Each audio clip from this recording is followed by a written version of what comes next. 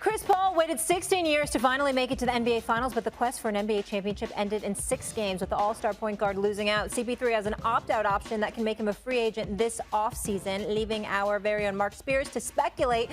Will Cris Paul run it back with Phoenix with the Suns losing in the finals? The focus turns to the point guard's future. Can LeBron and Lakers be a threat for CP?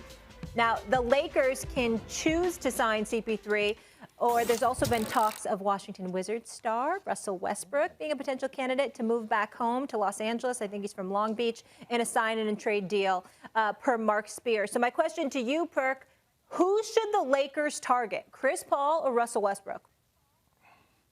Well, you know what? With all due respect, Molly, to CP3, you got to go with the Brody. I'm going with Russell Westbrook. We're talking about a guy that is still in his prime. We're talking about a guy that's one of the most polarizing guys in this league. We saw what he did the second half of the season last season, putting up monster triple-doubles when the Wizards were 1,500 games down from being a 500 team. He carried that team and willed them to the playoffs. Now, it didn't go well because he didn't have the personnel, but you put the Brody back home, it takes pressure off LeBron James, who's getting up in age, going into year 19, and now you have Russell Westbrook, a guy that you could pair with Anthony Davis, a guy that's going to take pressure off of them, a guy that doesn't get enough credit for making others around him better. We're talking about a guy that led the league in assists for three times throughout his career. He led the league this year, right? Russell Westbrook is a guy that can also play off the ball. I know that he can't knock down shots like people want him to, but one thing Russell Westbrook is good at,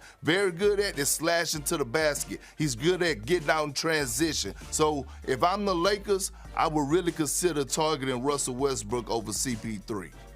Perk, I know he the Brody, man, but sometimes he can't hit the ocean if he was in a boat, right? And what the Lakers need is spacing. Why do they need spacing? Because LeBron is a guy who likes to drive, and also he's going to be driving in transition to where Anthony Davis occupies that real estate. So I want somebody like CP3 that can come down and facilitate, that can take the pressure off, much like Rondo did a couple of seasons ago when they won the championship. It was Rondo's basketball acumen, his ability to get guys lined up in the right place. And I'm not saying that Russell can't do that, but every once in a while, when they're sloughing off and they're trying to double Davis or double LeBron when he decides he's going to block, I want somebody that can be confident, can knock down the three and not start a fast break on the other end, man, because he's building bricks with his house. Well, look, first of all, boy, look, let me tell you this. All right, see, people get caught up in the moment, and people tend to forget that Russell Westbrook is a guy that has been to the NBA Finals. Russell Westbrook is a guy that has been to multiple conference finals. Russell Westbrook is battle-tested. Russell Westbrook knows what it takes. I played with Russell Westbrook. I watched him elevate in those moments. Hell, I even watched him give CP3 that work and beat him when he was going against the Los Angeles Clippers. So look, we all know that the Brody, his weakness is what? Shooting the mid-range, and we said that about Giannis. His weakness is what? Shooting the jump shot, shooting the free throws. But guess what? Giannis proved us all wrong. And when you have that Mamba mentality, which Kobe Bryant only blessed a few with, Giannis was one, Russell Westbrook was another. He blessed them with that because they will to win and not to stop competing, no matter what the circumstances are.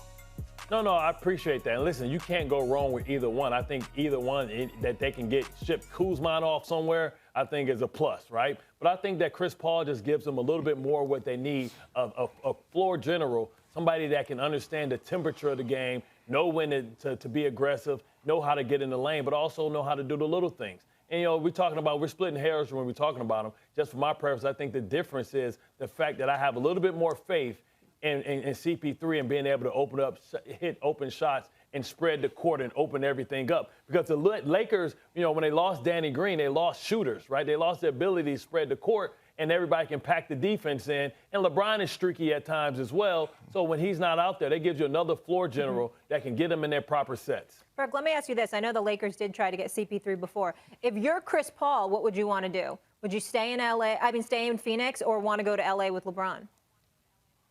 Well, if I'm CP3, I want to go to LA. Molly, I'm about to turn 37, right? CP3 is about to turn 37.